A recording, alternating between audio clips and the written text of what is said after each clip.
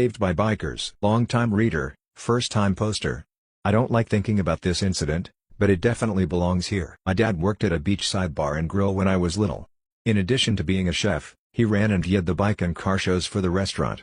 The car shows were usually on Wednesdays, and the bike nights were on Friday, a small detail, but important to the story. The car shows were on a school night, so I was rarely allowed to go, but my father would often bring me to the bike nights. By all accounts, I was an adorable and pretty mellow kid, and the bikers absolutely loved me. And yes, you might say that this was no environment for a little girl, but I learned a lot about loyalty and friendship from being around bikers. My dad told me that some of them would call into the restaurant just to ask if I would be there that week, and they'd often bring me stuffed animals and candy. My favorite of the bikers was a man that I affectionately called Uncle Teddy. He was a friend of my parents and an absolute mountain of a man, around 6'8" and 400 pounds easily.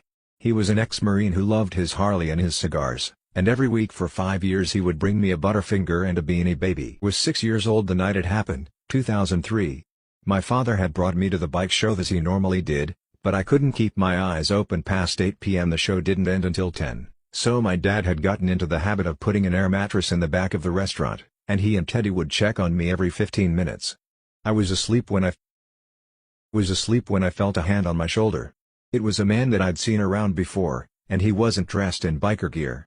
He was wearing a short-sleeved plaid shirt and jeans and looked greasy, but not particularly scary. He smiled at me and told me that his name was Sean, that he was a friend of my dad's, and that my dad had asked him to drive me home. He smiled at me and told me that his name was Sean, that he was a friend of my dad's, and that my dad had asked him to drive me home. My parents had tried to ingrain stranger danger in me, and they told me 1,000 times to never talk to anyone I didn't know, but he knew mine and my dad's name, as well as the nickname everyone called me.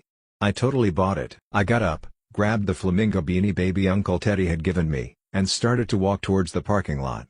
Sean didn't have a bike, he had a very old 4-door sedan. He opened the back door for me, and I climbed inside. You know how in senior citizens' homes, they often have plastic-wrapped couches or chairs? That's what the back seat of his car was like, totally covered in plastic. I think now that it was probably so there would be no trace of DNA left behind. Sean started to drive away, and to this day I can't believe how lucky I got. He had parked the car behind the restaurant in a way that it wasn't immediately visible to the bike show, but as we pulled away, I saw Teddy heading through the door, presumably to check on me. He just happened to look up at that exact moment, probably to acknowledge the car, and I smiled at him. Uncle Teddy didn't waste a moment, didn't even stop to tell my dad what was going on. He got on his bike and was on that car's ass before we had even totally cleared the avenue that led out of the parking lot.